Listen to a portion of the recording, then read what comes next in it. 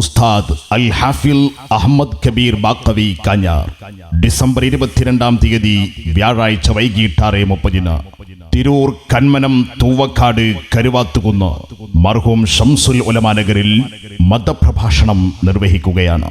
മുഴുവൻ ദീനീ സ്നേഹികൾക്കും ഹൃദ്യമായ സ്വാഗതം.